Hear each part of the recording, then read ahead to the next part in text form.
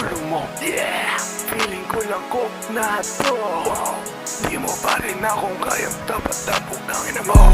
I may not got bitches like you, pero naman ako dito isang seryoso.